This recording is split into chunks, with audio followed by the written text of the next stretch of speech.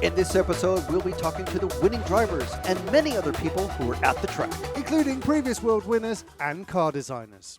First up, we talked to one man that the whole world saw interviewing every driver after every race, Scott Guyatt. Yep, we talked to him about his experiences trackside at the biggest race event of the year, including and starting with two-wheel drive.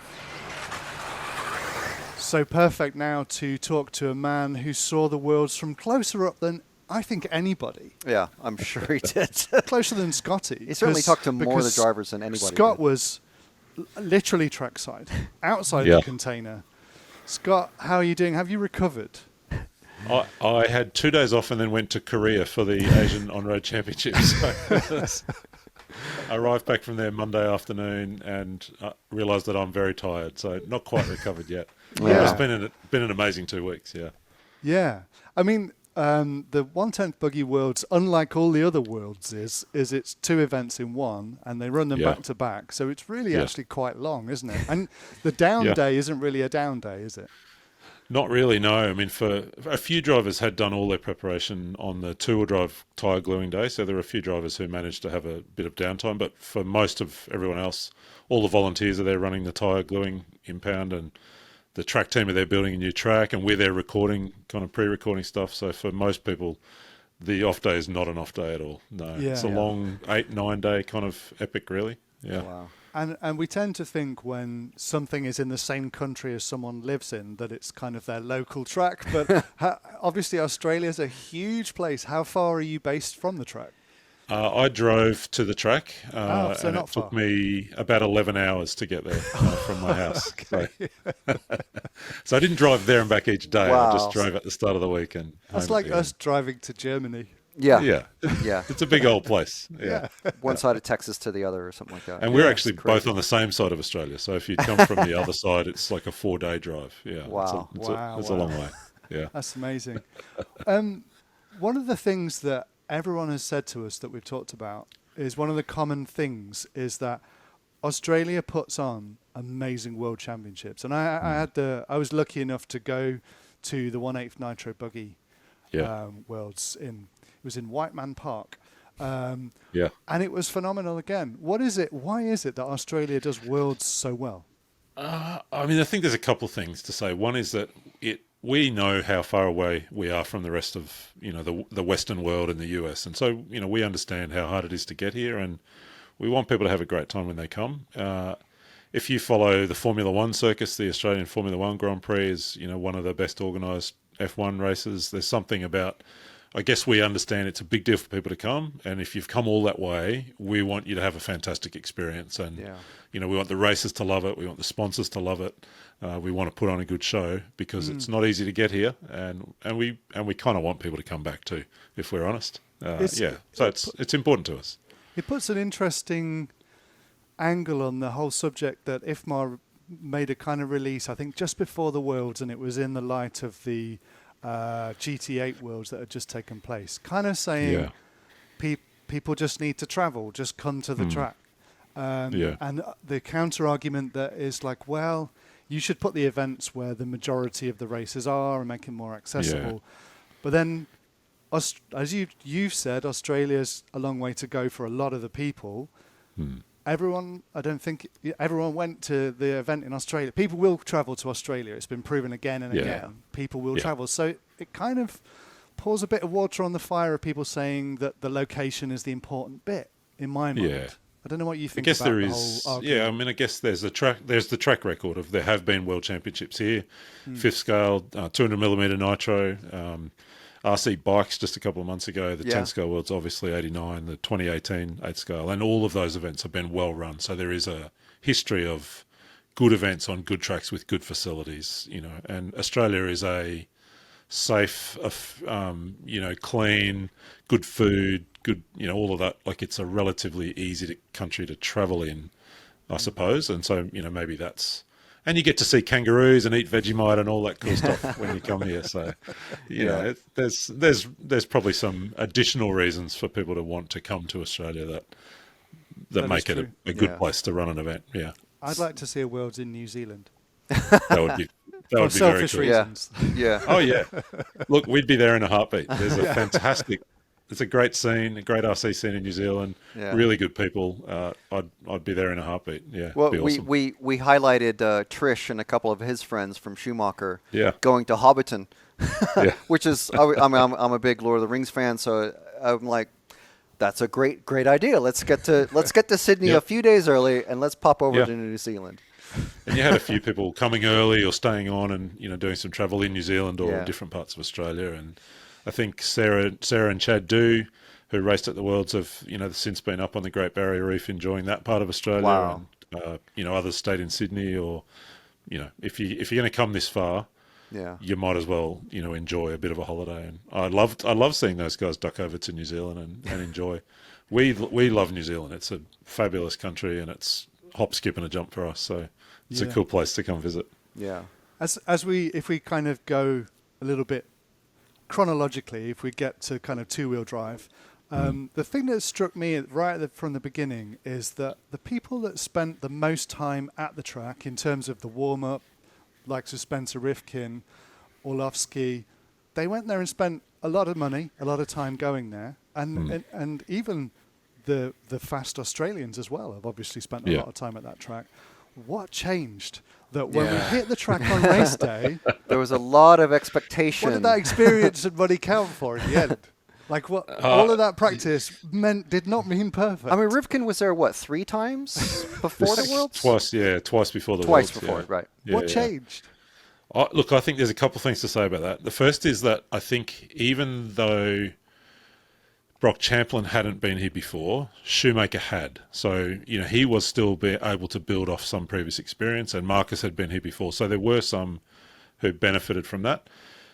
I heard a lot of people before the Worlds saying, yes, the track will be different. It is always different at a Worlds. Every time we go and people were referencing hobby action, which was so different to expectations. And so there was this, people were saying the right things, but I feel like deep down they didn't really believe that it would be different. So the people who'd been here a bunch of times were saying the right things. Yes, we know it'll be different.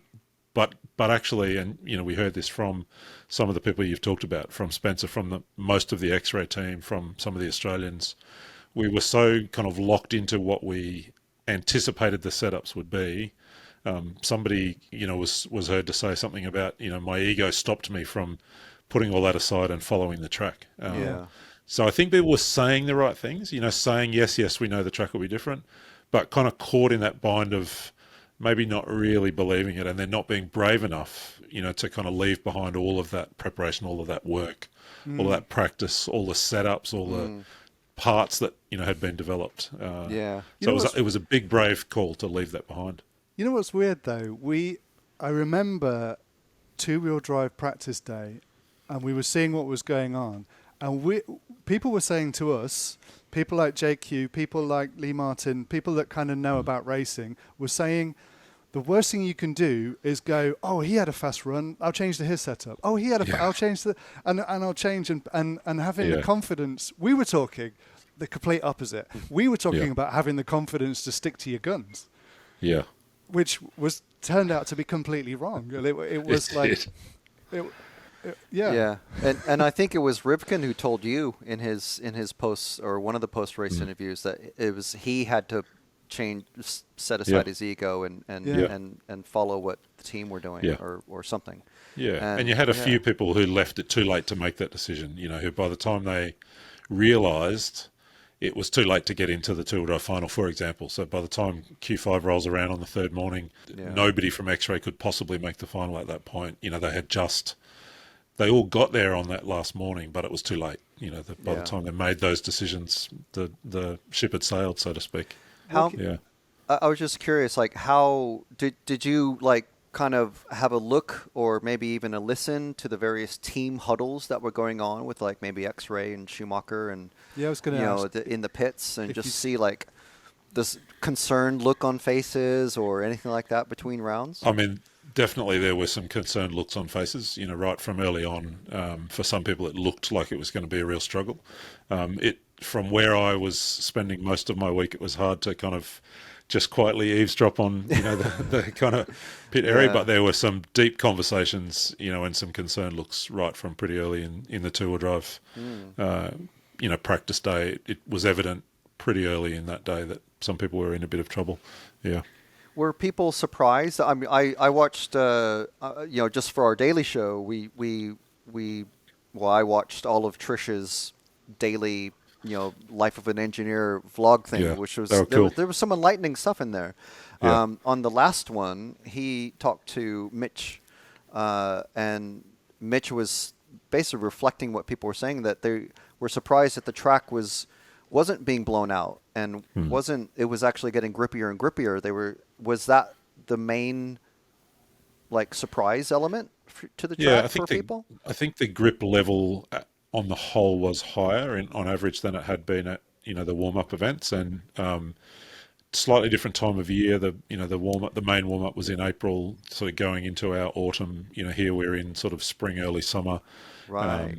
But it also varied a lot depending on overnight temperature. So, you might recall that on the final morning of four-wheel drive Q5, the track was unexpectedly fast. And that predominantly had been because overnight the air temperature had been about 5 degrees warmer than any other night during the week. And so the moisture that went into the track kind of dried into the track so much faster than other days. And so here we're into the vagaries of outdoor racing, right? The inconsistency of the track from day to day, from morning to afternoon, all of that was playing out.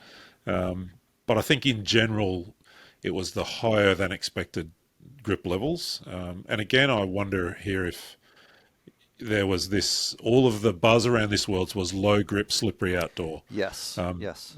That track, when it is dry in the middle of the day in the afternoon, it's never low grip. It's always reasonably sort of medium to high grip as outdoor dirt goes. And so I think there was, again, maybe people talked themselves into expecting something that was never going to be. Yeah. And certainly not when you have that much traffic on the track.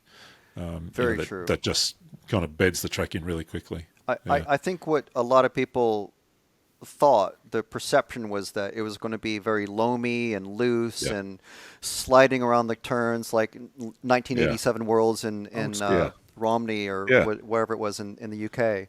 And it was absolutely not that. No. And it really was never going to be. And people did use that word old school. And, I think there we're thinking about 10 scale size, dirt track, concrete curbs, grass infield. That's the kind of old school. The surface at Hills has never been, and never was at any of the warm-up events, loose and loamy. Yeah. It's a bit slippery and slimy in the morning when it's wet, but it always grooves up, by lunchtime. And it did that here as well. So in two-wheel drive on finals day,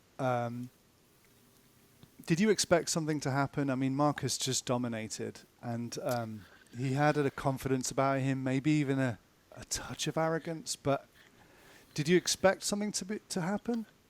Certainly by the time finals came around, I did, because the game clearly had shifted in Q5 on that third morning.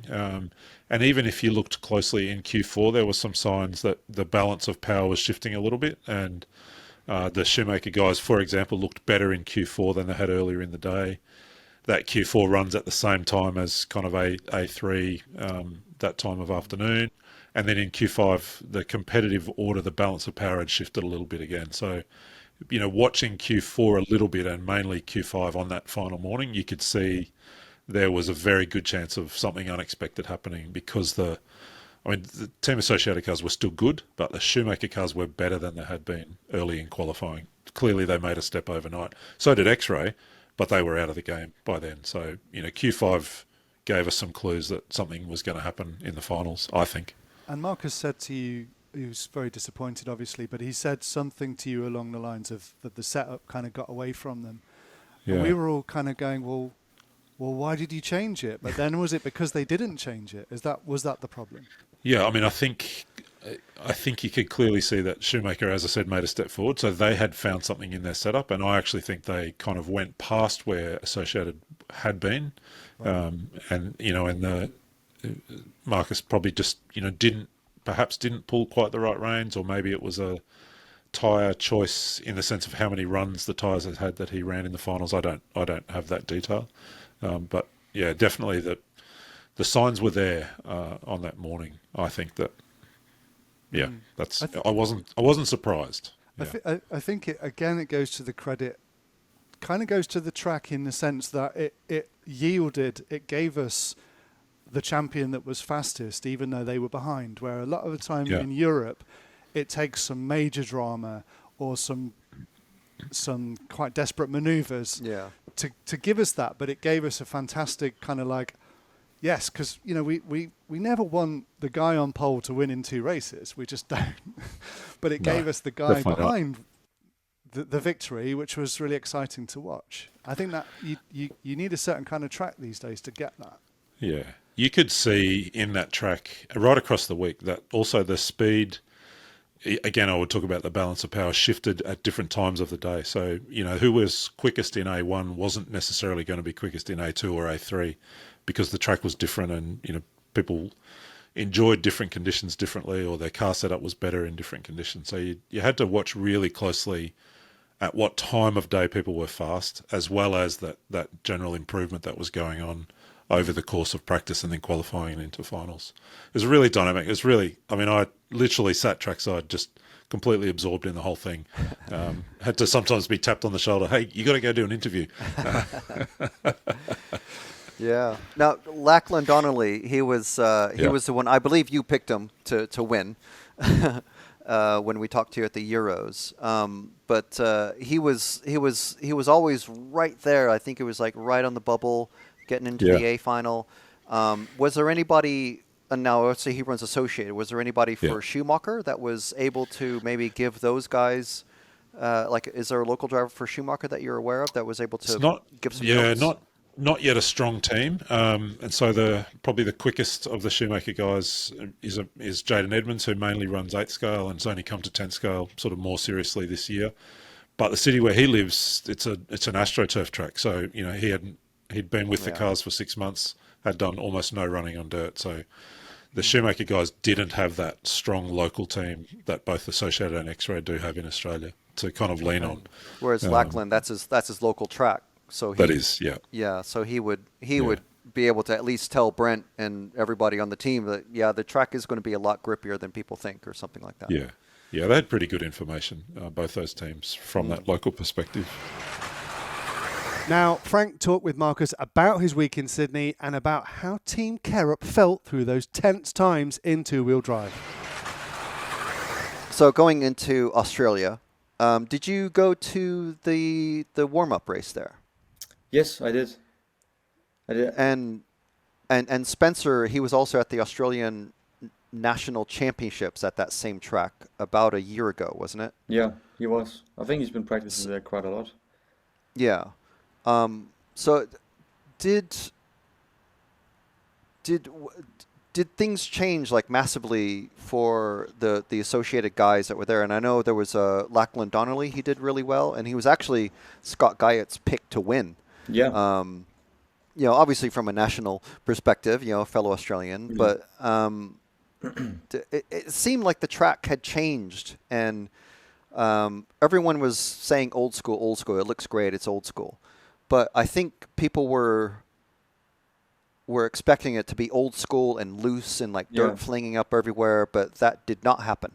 I mean, it definitely changed a lot from the warm-up race, but also something you have to consider is that at the warm-up race there was about maybe 5 heats in each class, or maybe 6 heats in total. So that's not a lot of running on the track being done.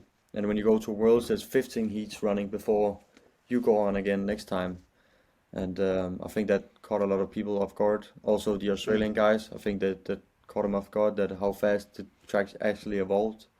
I mean, after 2 runs, the track was almost completely slick on a fall drives day. So I mean, luckily Lachlan Donnelly was also our pick to win it, or Spencer maybe, but he had a lot of and notes and stuff, knowledge for that track and event.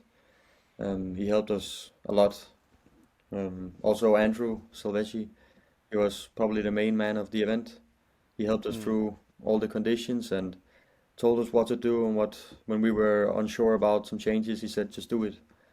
And he was a big part of it. But I mean, at the warm race we did all right. I think I finished 5th in 2-wheel drive and 2nd in 4-wheel drive. Would have wished to got the win there, but they told me that it was just bad luck to win the warm-up race. So I mean, it was, and then after tool drive, I felt really defeated. But Really? laying at bed at night after we had I don't know. You mean after the tool drive warm up, or the at the Worlds? The Worlds. Yeah. Oh, you want to do that later or no? Oh no, it's fine. All It's right. I was going to ask how you sort of like mentally reset yourself, but you said about laying in bed. Yeah, well, laying in bed after a dinner with my dad, I just, yeah, even though it was my own mistakes, I felt cheated. I felt like that was my time, but also on the tour drives day, I wasn't really feeling it. I had it off feeling the car wasn't really the greatest. I mean, it worked really well throughout qualifying. It's just we made some bad choices with setups and tire strategy and stuff. So for fall drive, I said to my dad when I woke up that this is gonna be it. We're gonna do everything we can, even though, yeah, it was horrible with the setups in the beginning. I think we got it down onto the track, and showed that we never give up, and we brought it home. So Yeah. that was awesome. Well, I mean, yeah, you certainly did. Now, but going back to the qualifying, obviously you I mean, you set TQ three times. Yeah. That put you in pole position. Yeah, And I mean, your confidence level, if this is like Tom Cruise and Maverick Top Gun, you know, Yeah. you were like way here. Yeah. You were absolutely feeling it, right? yeah, yeah. I mean, are you talking about tour drive or four drive? Yeah, two-wheel drive. Tour Yeah. drive, yeah. I mean, the first three we did it, and then I think my confidence was maybe a bit too high. That's why we started making changes, and then we just dropped off the pace, and the confidence just slowly faded. And then going into the mains, You mean even during Q4 and Q5? yeah, like Okay. we made, But I mean, you mentioned in your post race. I mean, maybe it was just misdirection or whatever because it was a live, yeah, TV basically.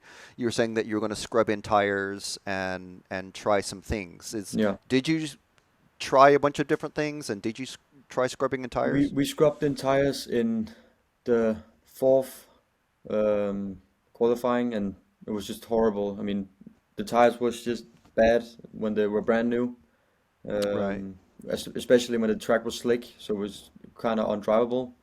And then in Q5, or for CP, there was I think it was a practice run in the beginning, wasn't it? Yeah, I think like a 3-minute run for everybody or Yeah. something like that. The first thing. Yeah, well, when I did that, we tried some stuff and it was bad, and then we tried something in the fifth qualifying, it was horrible, and then we went back for the mains to what we knew, but then in the practice main, it just I didn't really have the confidence anymore to push the car, and Right. Broc So and Shoeacher guys, it's just they had found some pace, speed that we didn't have, so yeah. Well, I mean, interestingly, Tris told us exactly what they changed. Well, not exactly, but he said they Yeah. put on some parts that rear inner hinge pin mounts that basically lowered the roll center yeah. on their car. Is that? Did you guys do the opposite to that or something, or on your guys' cars? I don't really know if I can tell. I mean, we had, I mean, if you can't, it's okay. But mean, I was just curious. we had some special parts for the rear end that we thought was better. Maybe they're gonna be released, but just for now, I'm just not gonna say it, just so I don't get any trouble Yeah. with Brent. But we have some special parts for the rear end we tried, which bad I actually ran, but I didn't like it when I tried it. I also had a different setup on my car, so maybe that's why. Yeah. But yeah, I mean there's nothing else to say that they did an amazing job on finding the speed at the right time, and Yeah. I mean Broc drove awesome. I mean kept the pressure on for He certainly did. Yeah. 4 minutes straight, and I just cased the jump slightly, or wing high or wing low at the one time on the doubles, and he capitalized on that. There's nothing else to say there. I mean, it's well-deserved victory, even though I Yeah. definitely hate the guy. No, that's a joke. That's a joke. We'll use that soundbite. Yeah, do that. Marcus was definitely throwing out those highlights, even after the racing finished. Yes. That interview is full of great lines from Marcus, to be honest. And there's plenty more to come if you watch the full version coming out soon on RCTV. Yeah, now before we get into the two-wheel drive world champ, we talked to Shoemaker off-road designer and team manager Tristram Neal about how the team's week in Australia went, starting with Broc's travel difficulties. Now, famously, Broc and his buddy Spencer had to drive 6 hours from Phoenix to LA, and they didn't have their tools and a lot of their equipment, but I think they had their car and the radio only or something like that, and then they stopped at Spencer's house to get some stuff from his 1/8 setup. How unsettled was Broc when he arrived, and did he eventually get his stuff that was on the plane in Phoenix? Okay, so I think Broc won't mind me telling his whole story. So Broc's a bit like me. We both suffer a bit of anxiety, and you know, we get a little bit kind of unsettled in our minds from time to time. And before Broc had even had the trouble with his flight, he was already struggling a bit, bless him. And he was like, I had a few messages off him. I'm like, just breathe, mate. It's gonna be fine once we're here, because he hadn't done the practice like the others. You know, that was on his mind. And I said to him, this is what's going to make you go well. You know, you worry about this stuff. And then, of course, the flight's gone wrong. I'm driving 6 hours here. I'm with Spencer. So I thought, well, great. You're with Spencer. Now I've got someone with it. Ronnie's there, probably making jokes, having a laugh with them, because he's so charismatic in that way. Probably just lightening them up a little bit, even though Broc's still probably like stressing away. Broc didn't have his bag, so therefore he had his car, his controller, and a battery. Yeah. So when he got to the track, I picked him up from the flight. I'm like, you're right, you're here now. It's okay. He hasn't missed practice. We can go up time today. Because he thought the meeting started on Monday. But no, mate, it starts on Tuesday. And he's like, what a relief. Yeah, because he thought he was going to turn up in practice. And running around with his hair like falling out. So glued some tyres. You know, yeah, got a good night's sleep. It was fine. So when we were actually there, I had to go and get him a setup board from the shop. We're borrowing tools off everyone. Can we borrow your 2 mil? No. I borrowed my tools. I brought some tools just in case, for if I have to help anyone. So I was like, here's my bag of old tools. So he was sifting through.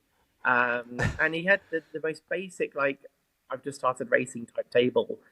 Didn't have a charger, so he's borrowing Tom's charger. And wow. It was something nice in it, and actually looking back on it, it's a wonderful part of that journey, because he was just this mess at this point. And we started practice,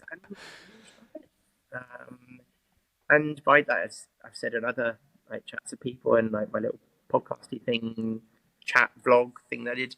He was like, I'm throwing the towel in. It's just not going to go well. You decided that's it. No, not going well.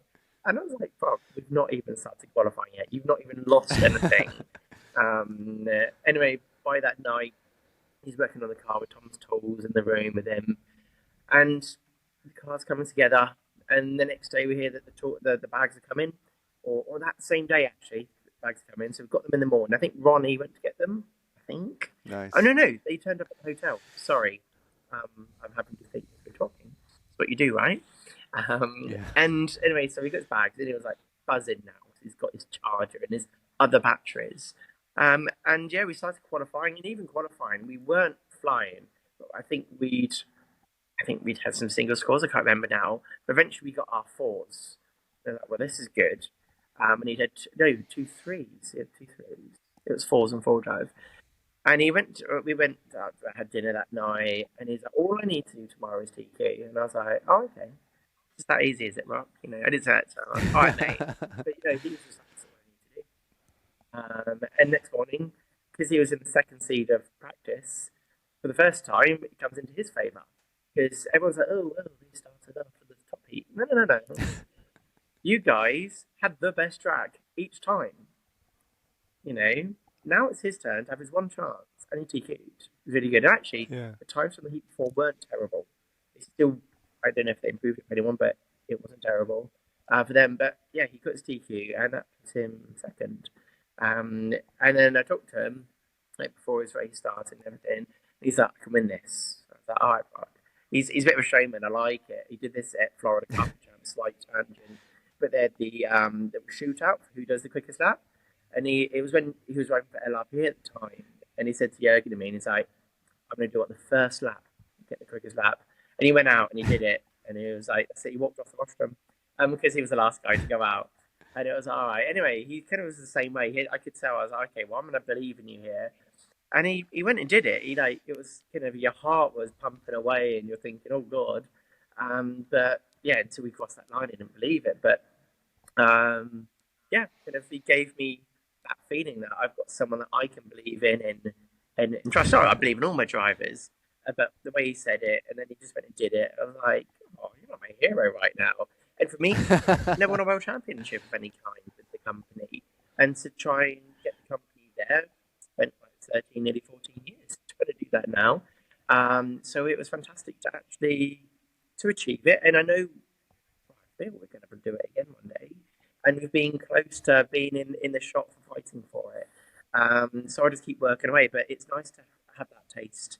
My other colleagues have achieved it, and Andy Murray sent it in the on-road areas, and fantastically so. And so it's like finally I can contribute in some way to that. And we've got our 5 little stars under our Shoeacher logo now, which is really nice. Nice.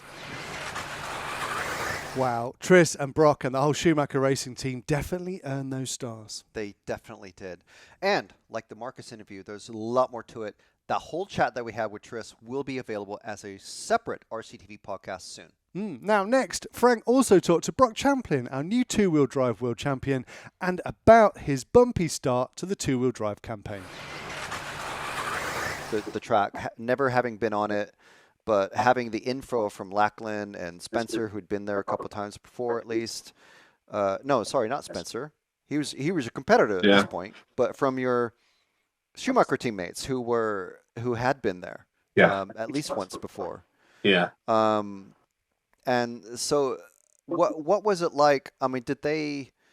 Now, having just talked to Marcus, literally just before you, he was saying that for the warm up there were only a few rounds of racing. There was, but for the Worlds it was like 15 rounds of racing. So by the time the track basically hadn't evolved anywhere near to the point at the end of the World's warm-up as it had by even the second round of practice. Yeah, so that was part of my strategy. So like a lot of people kept asking me like, why aren't you going? Why didn't you go to the World's warm-up? There was a couple guys that went 2 or 3 times beforehand. And I said to myself each and every time, I said, it's going to be the Worlds.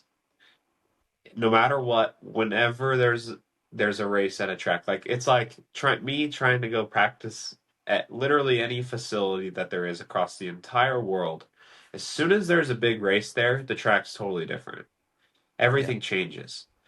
So that was part of my strategy coming in. I knew the track was going to be way different than the warm-up. There was no point to me to be at the warm-up.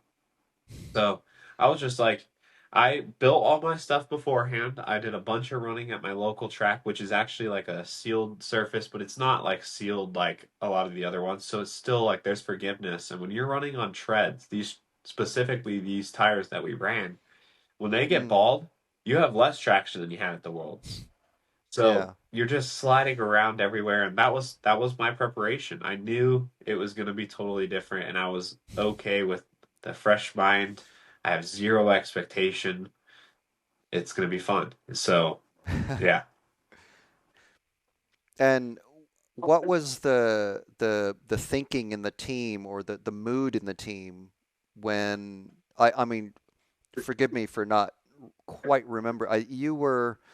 I think Daniel and you were looking pretty good. Michael was not, I don't want to say struggling, but for him potentially struggling. He was not quite in the top 10 in some of the qualifying rounds. Is that right? Yeah, I think he had 1 or 2 rounds that were not that great, for sure. Yeah.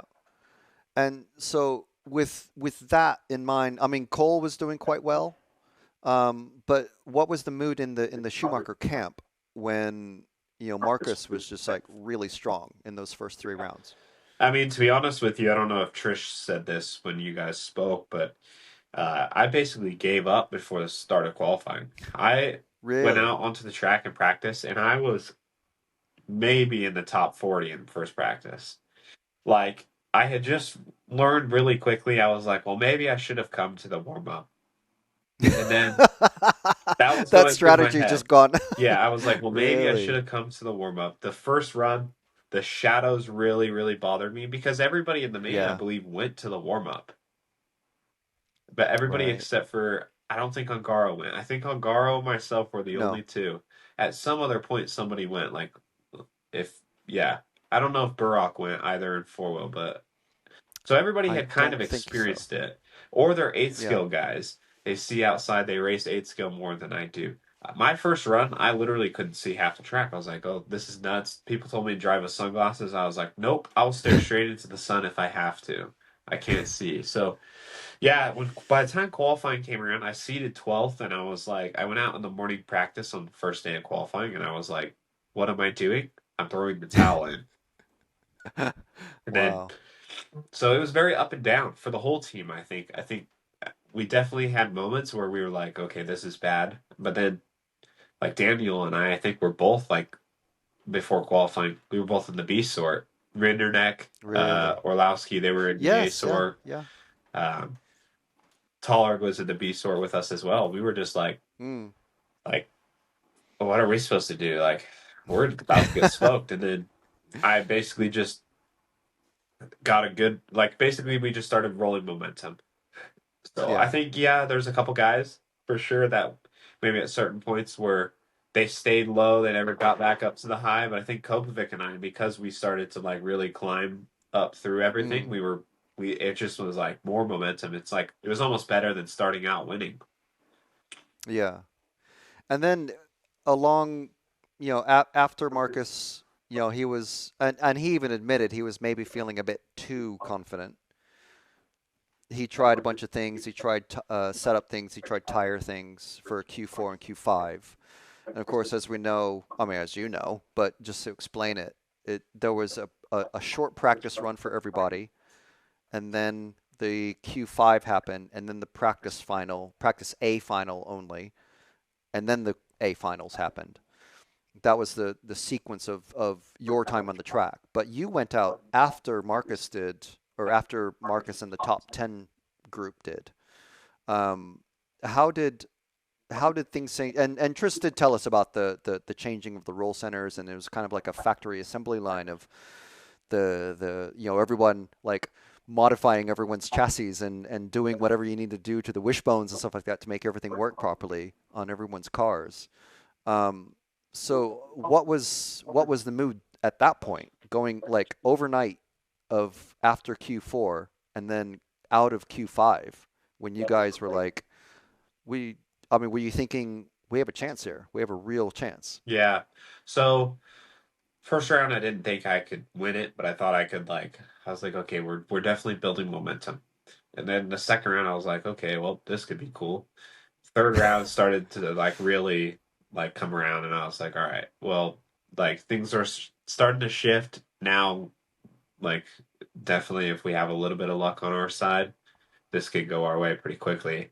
Obviously, Marcus had already TQ'd, but then, yeah, for Q4, I had made a bunch of mistakes, and I was like kind of a little bit frustrated for sure because I was like, I wished I could have made my life easier come round five. But yeah, I kind of knew after round four, like going into round five, I was like, I'm gonna have a better track because as much as people want to, so this happens at every Worlds. Q5, the later heats or the earlier heats, technically, when it gets reversed, they always have an Yeah. advantage. And sometimes you can have a big advantage.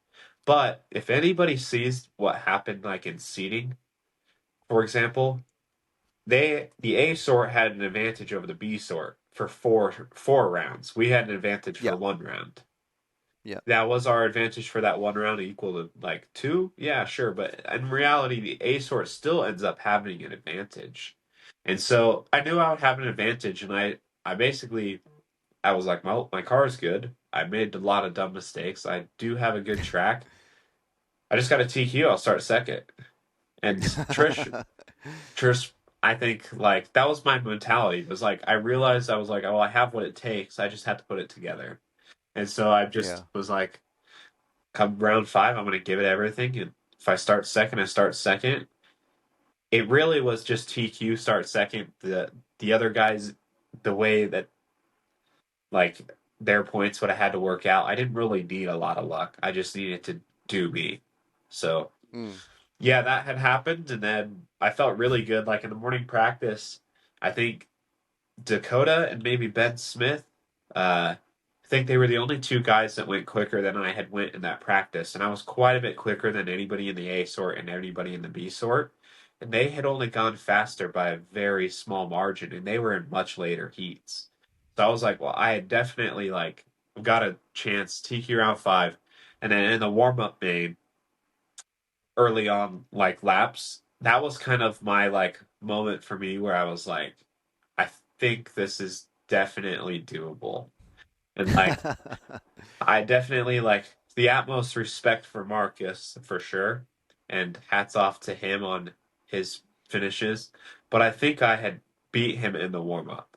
I think the race was over in the warm up. And I think it's because he didn't end the qualifying very well. Maybe he got overconfident. Maybe he took wrong directions with the setup. But I think, he could have gone back to those things for sure. But in the warm up, like my car was so good. And I will admit there's mind games being played in there. Like if anybody watched the warm up, I let him go to the inside before the straightaway and then cut back under him. And I wanted to see what would happen. And I think Marcus and I both have a similar, like we're way more similar than I think, like we think. Basically, I've been a part of a lot of aggressive racing, doing it and like dishing it and end up being on the receiving end of it. Yeah. And so has Marcus. And I don't think there's a lot of people that have raced Marcus very hard because they're almost scared of the retaliation, the Marcus getting pissed off, because when Marcus gets pissed off, he's faster. But basically I feel like nobody ever races him hard. Like nobody will door to door him. Nobody will show him a wheel. Like nobody will rough him up at all. Because he's extremely quick, and if he normally starts out front, he's going to win. The kid's extremely fast.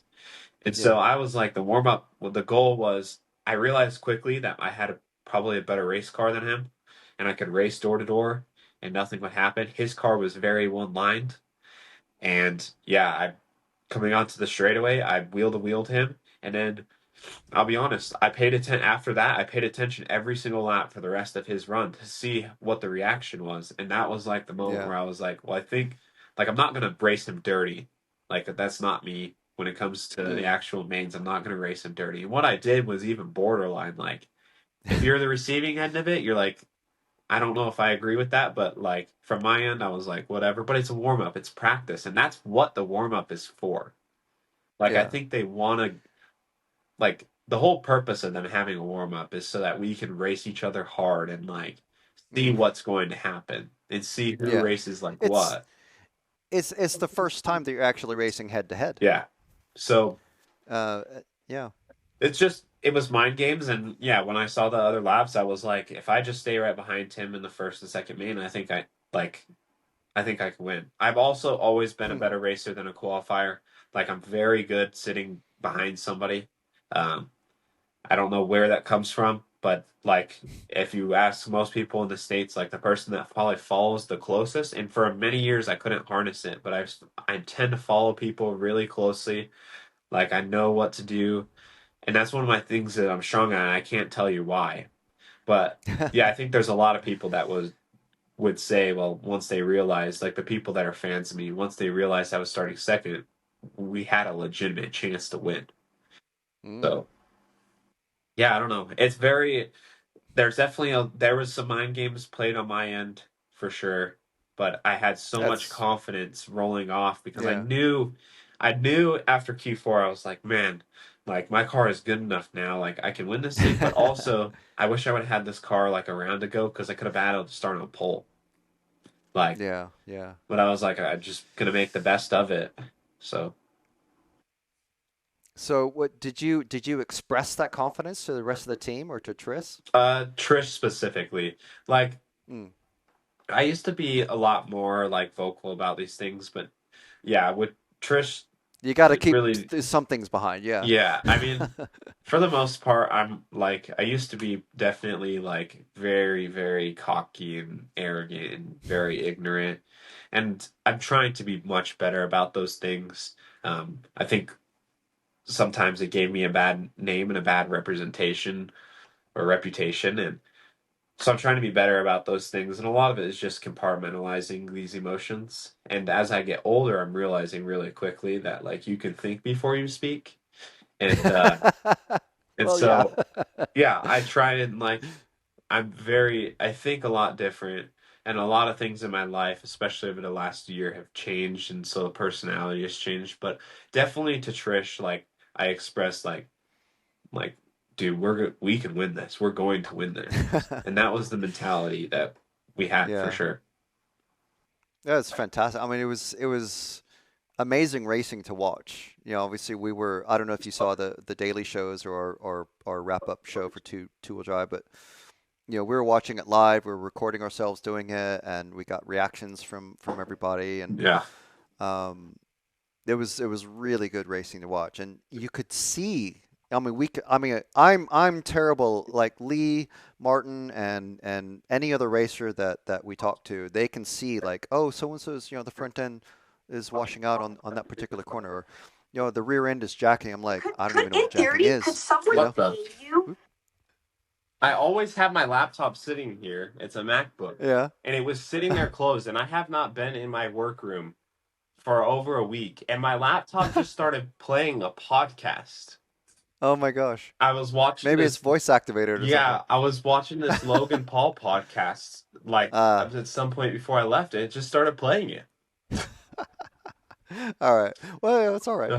We could cut it. But I was saying I don't even know what jacking is, you know, but some of these drivers that we talk to, like JQ, they're like, "Oh yeah, you can see this doing that." But in those A finals for two-wheel drive, I could see that your car was absolutely the fastest thing on track.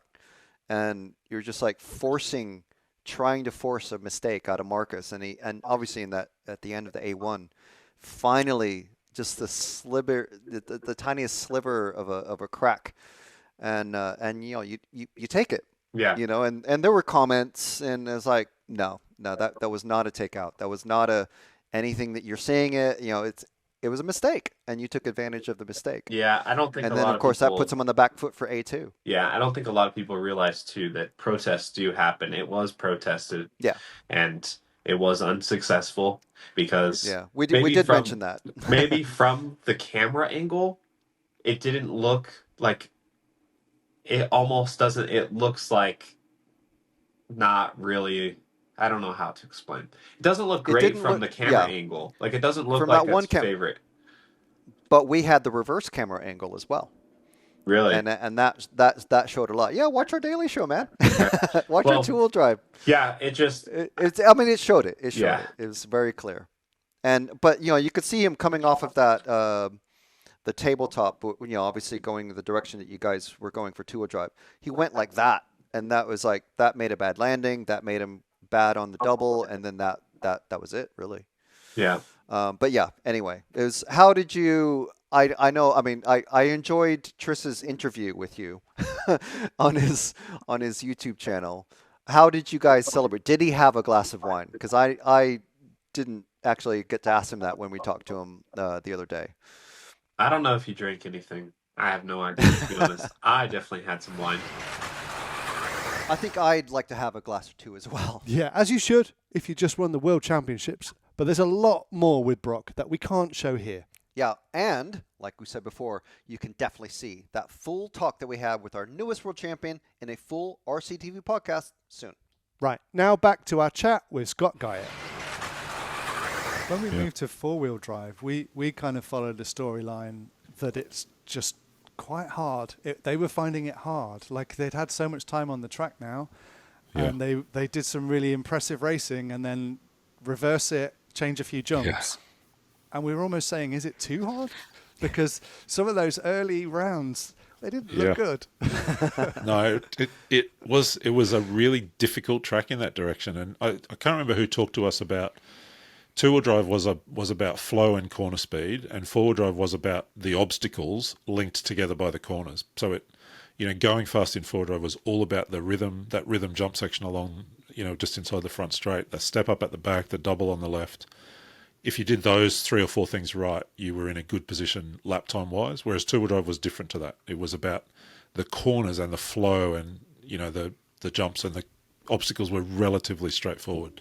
It raised the difficulty level a lot, but also four-wheel drive was a lot more competitive, a lot more closely fought, and so the pressure was a lot higher, and the tolerance for mistakes or getting out of the setup window was much tighter. So people who don't race on dirt by that stage had 3 days of track time. People like Burak Kilic, who was so strong in four-wheel drive, which right from the start he was saying, look, four-wheel drive's the class for me. All of that came together, and so four-wheel drive was so tight and so competitive right through the field that there was no room for mistakes, and then the track was really difficult. So those mistakes it was pretty fascinating to watch. Oh, yeah, definitely. Just happened to your sound. Are you still there? Yeah. Yep. Okay, cool. Yeah, no, good. The atmosphere must have improved quite a lot with X-Ray coming into the fore and it just kind of leveling out a little bit. In four-wheel drive. Yeah, huge sense of relief. You could kind of see it on the faces on practice day. Yeah. Almost a sigh of relief of going, okay, we're all right, we're okay here.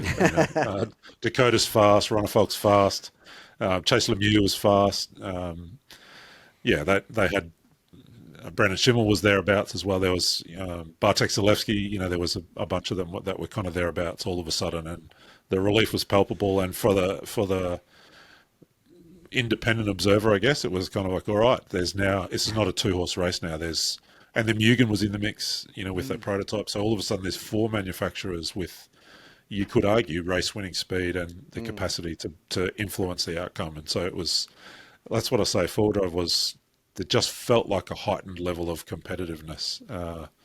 And historically, I guess Tensko Worlds two-wheel drive has been the class, if you like, over the whole history of the Worlds. But at this Worlds, it felt like four-wheel drive was incredible. It was incredible. And the pressure was high, and it was amazing to watch. As a team, did that help you guys kind of power you to the end? Because obviously you must have been exhausted. Like if it had turned into like a really dull event, or just, do you know what I mean? It would have been hard. Yeah, you've seen some of the interviews from the last day, haven't you? We'd kind of been saying all week, like two-wheel drive's amazing, but holy cow, four-wheel drive's going to be incredible. So we'd kind of, internally amongst ourselves been saying, for all of these reasons, when we get to four-wheel drive, it's going to be amazing. We can't wait for it. But yeah, I got to say Q4, the last afternoon of that qualifying day, some of the interviews got a bit ratty, and there was a bit of perhaps a bit too much comedy going on. But no, it was pretty easy to stay absorbed in the fight at the front for sure. Yeah. Well, we kind of had a hint of that because we talked to Bruno about, he talked to us actually, about the differences between two-wheel drive and four-wheel drive, and that two-wheel drive is a very tricky beast because you only have drive at the rear, obviously, whereas four-wheel drive, we heard about Orlovsky trying to tune his car so it's more like a touring car, and so there were just a lot more drivers and manufacturers in the mixer, which made it very, very interesting for us. How cool, right? How cool to have four manufacturers in the final, and it was amazing. And four with the capacity to be on the podium right up to A3. Like it was amazing. Yeah. Definitely. Speaking of your interviews, which were absolutely like so insightful, to the point, like filled the right amount of gap, like, but were also like not the same question every time. It was always like, that's a really good question. But I really we're taking notes. I also really enjoyed all of your interactions with Aydin Horne. I thought that was quite fun. He's a great character, and like I kept on saying, every time I interview him, I'm afraid of what might happen, and I'm not really, because he's just going to bring some light and life. And his character is so different to my own. You know, I'm quite a quiet, reserved kind of character, and you know, I just point the microphone at him and just wait to see what'll happen. And it was you just sat down in the pit wall. You just sat down. You were just like, go on then. I kind of was like, this could go a long time. I'm tired. I'll just have a sit here. Yeah, he's a wonderful character. You know, RC is full of so many different kinds of people, and I guess you know, putting a microphone in front of, I don't know, we did 300 interviews over the course of the week, and you got to see all of those different characters, the people who think deeply, the people who are, you know, kind of having a lot of fun along the way. Someone like Broc, who had just steel in his eyes in four-wheel drive. I said that to him in one of the interviews, like, you just look focused. It was wonderful to engage and interact with people that are also different. Aydin definitely, you know, wins the prize for the most fun when you get him on a camera. Yeah. Is anyone that particularly kind of impressed you during the week in terms of races? Maybe we haven't heard of them, or maybe they just didn't quite make the A, or like, I don't know. Yeah, I think there's a few. I mean, I think some of the first-time A finalists, I think, you know, so someone like Davey Batter, first time in an A final, I think, and to finish second in 2L and look so strong, like that was impressive. I think Clement Boda, you know, is another one. You know, I wrote during the week about this kind of sense of a new era emerging and all this young talent, and you know, people like that. Daniel Kobovic, Cole Tollard, a first day final. Koki Kato, a first day final. You know, and he's put in so much hard work over the last 2 years since I think he was in the C final, maybe at Hobby Action in 2023. And then I think some people that weren't in the A final, I was really impressed with Daniel Pole. You know, the young Scot, I think he's 14 years old, 14 or 15, Daniel from Scotland, and a wonderful family. And he was really impressive in two-wheel drive in practice, and then carried that into qualifying. And, you know, for a young guy, first time on dirt, outdoor dirt, you know, this kind of environment, I thought he was really impressive. And I think look out for him in 2 years or 4 years' time. You know, that's a real talent. Ben Smith, I thought, was really good. Bartosz Zalewski, another one who's, you know, not a lot of experience outdoors on this kind of surface. So there were a few of the people that didn't quite make the final, but were kind of right in the mix, and who I thought were pretty impressive. Yeah. Yeah, I think if Bartosz hadn't had that issue with the battery, DQ, I think. I don't know if he probably doesn't want to spend too much time thinking, could he have made that? He would have been very close. Right on the bubble. So that was a tough way to start qualifying, right? Because then you're just on the back foot right from the start. You've burned a chance. You've thrown away one of your two throwaways, and the pressure just ratchets up. Exactly. Yeah. But he's definitely one of the stars. I mean, Daniel Pole had loads of people cheering for him online at the Euros at the Hootie Arena. Obviously a dirt, but completely different type of dirt. But as one of the top up and comers in the UK, he's not. Yeah. He's definitely not used to running on normal dirt.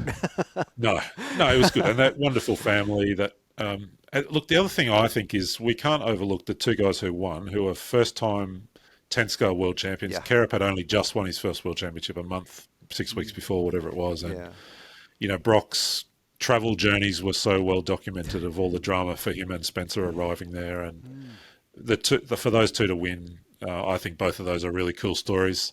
You know, for Shoeacher to get their second ever off-road world championship after so long in the sport, that's a cool story. As Team Associated number 35, a winning machine, that's a cool story. So, I don't want to overlook those two guys who were extraordinary. Extraordinary. What you call it, the climbing the mountain story of both of them. You know, it's just amazing. I mean, as journalists and RC fans, that's kind of what we're all here for, isn't it? The stories. Yeah, that's right. Awesome stuff there with Scott. And again, there's a lot more that we discussed that will be coming out in a full RCTV podcast very soon. Now, here's Frank talking to Marcus again, this time about the mental refocus of going into the four-wheel drive event. Ben, you reset yourself.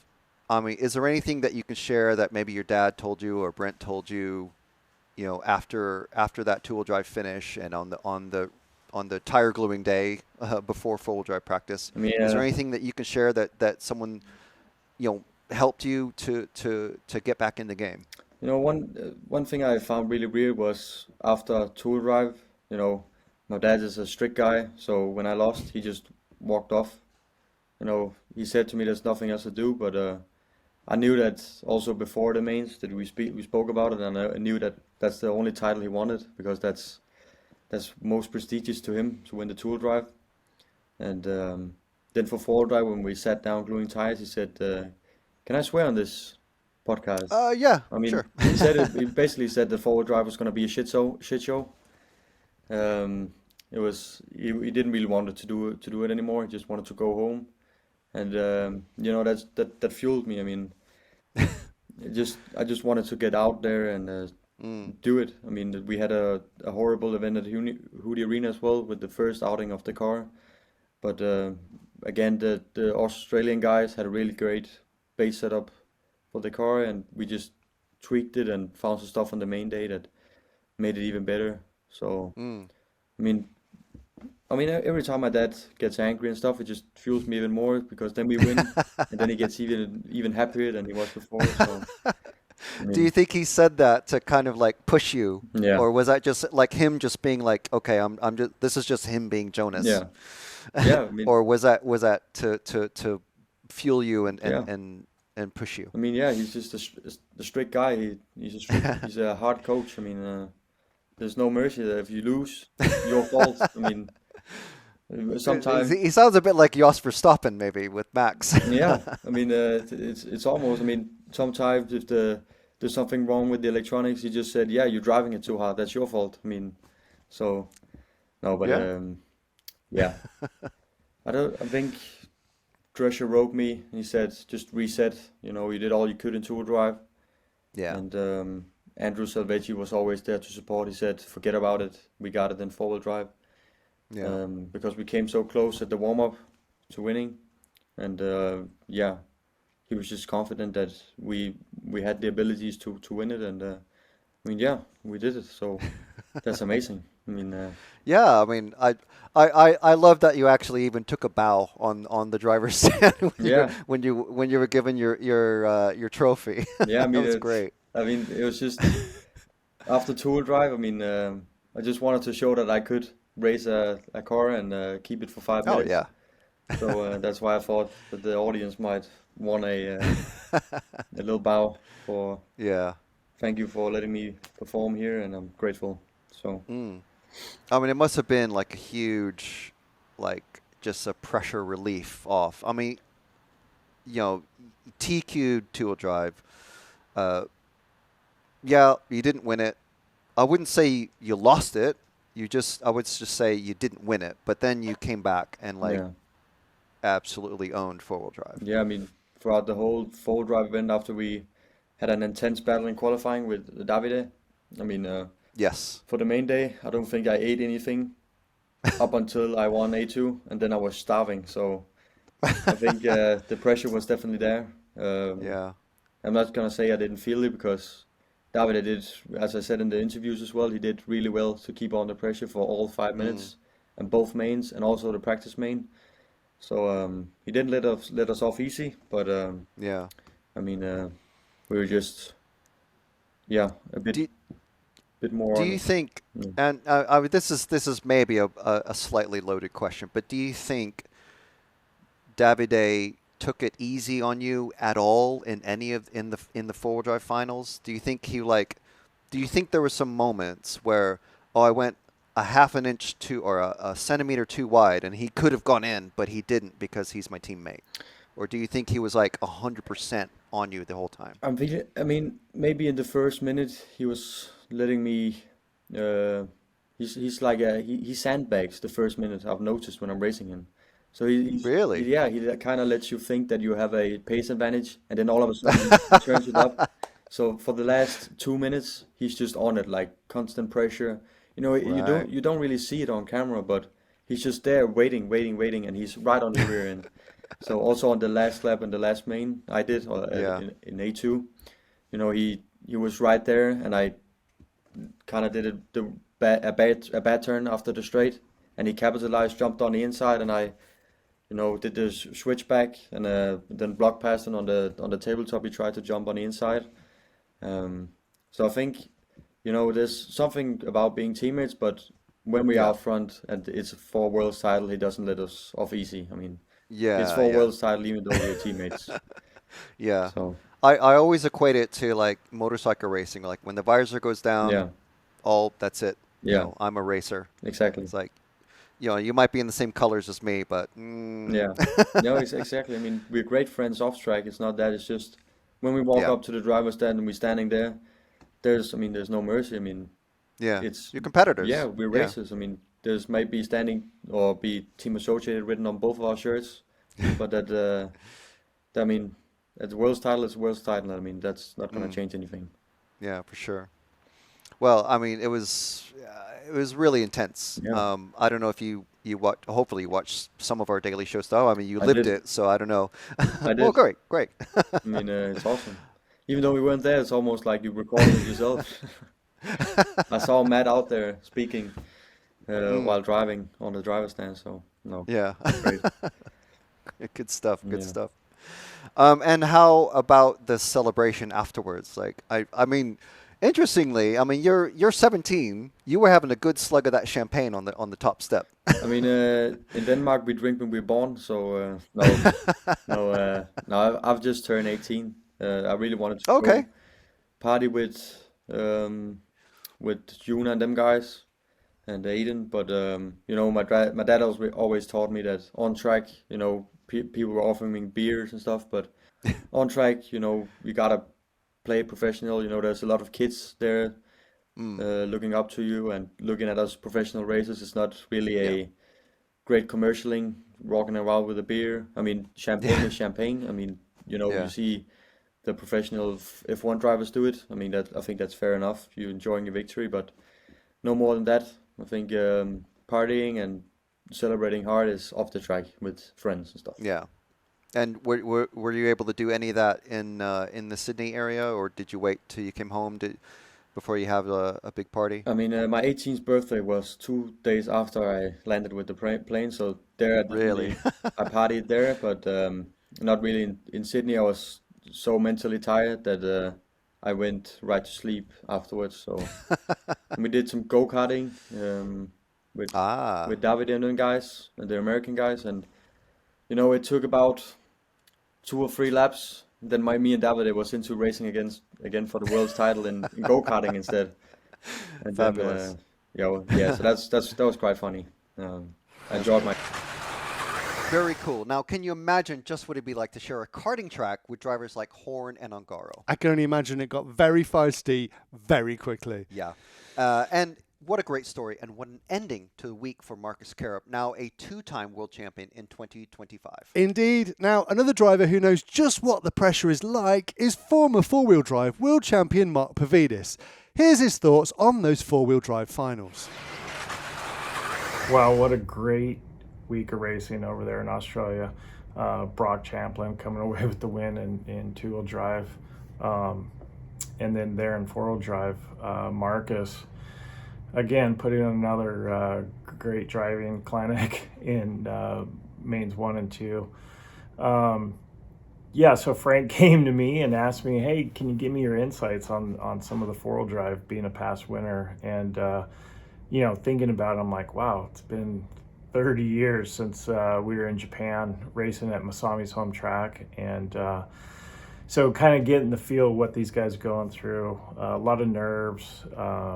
But wow, the competition at this event was pretty high, both in two-wheel drive and four-wheel drive. But the mains that I watched last night in four-wheel drive, Marcus starting on pole, Ongaro second. Those two are just, they're in a class of their own. Marcus this year, earlier, winning the Electric 8-scale event over there in Portugal. And then Ongaro, I mean, nothing else to say other than just an amazing racer. So you knew the event was going to be pretty stacked. So first main, yeah, watched that one, and man, everyone was so close. Unfortunately, Dakota and Ronafolk, they were coming fast and putting on a charge.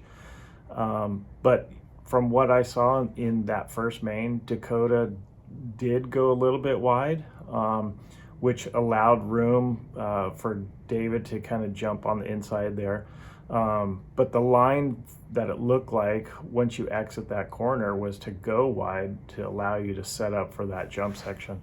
And, Dakota being a racer, he tried to jump back in there, and unfortunately, there just wasn't enough room for him, which crashed Dakota out of the race.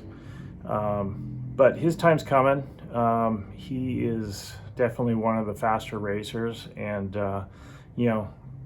it'll come, Dakota. So, and then towards the end there, Marcus and David were just going back and forth. One would mess up one section and go in front, but in the end, Marcus came away with that first win in A1. And then in A2, again, another hard-fought battle between those two, and Marcus coming away with the win. So couldn't be happier for him and his dad. And just what a great year he's having, and the future's bright for all these young racers. So it's cool to see.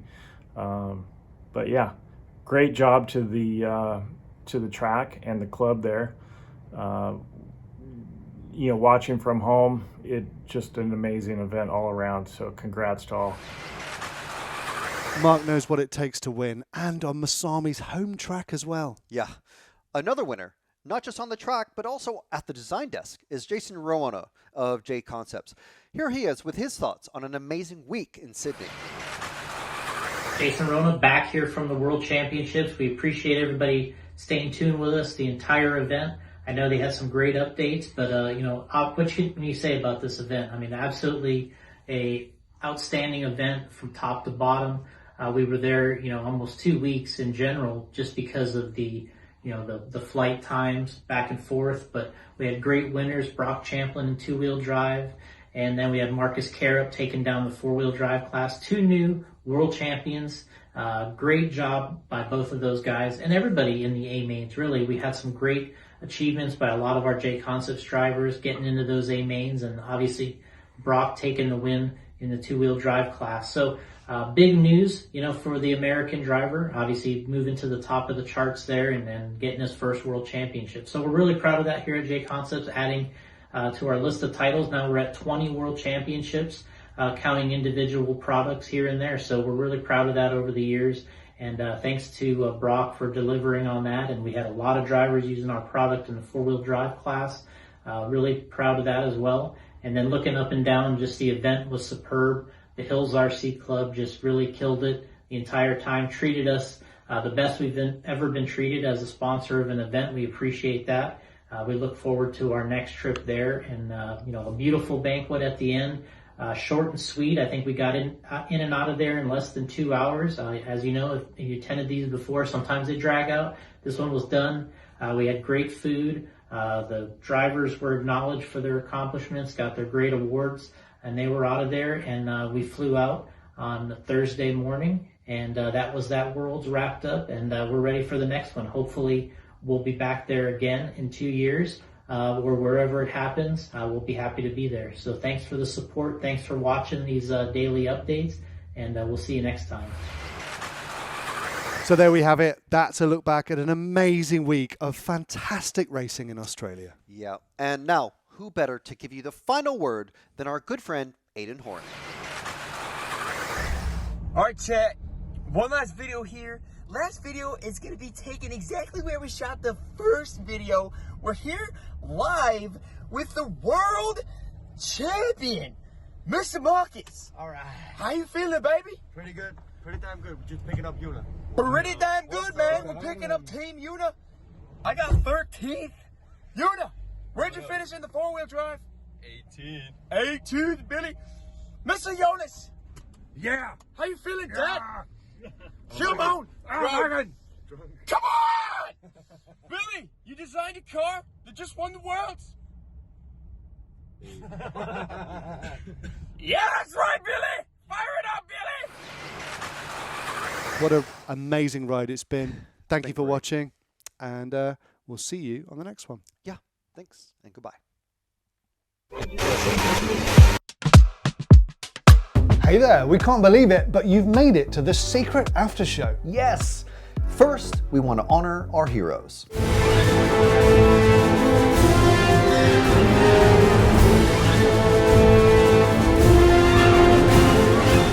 And for everyone else, we don't want to say goodbye. We want you to join us. Yeah, if you want us to be able to keep making this content and coverage, there's a few ways that you can help. Yeah, first and most importantly, you can hit subscribe. Then, if you really want to support us, you can become an RCTV hero by joining the channel. Click join down below on YouTube, and the link for that is also in the description. If you want to rep RCTV, then go to rcracingtv.com and buy some merch. Finally, if you want to help us just keep the lights on, then you can buy us a coffee right here. Right down there, or in person if we bump into you at the track. Now, if you're still watching after all that, then it's time to pick your next clip. I would say the top one. No, I think this one is way more their speed. I think this is the one that they'll like. Okay. Well, either way, thanks and goodbye.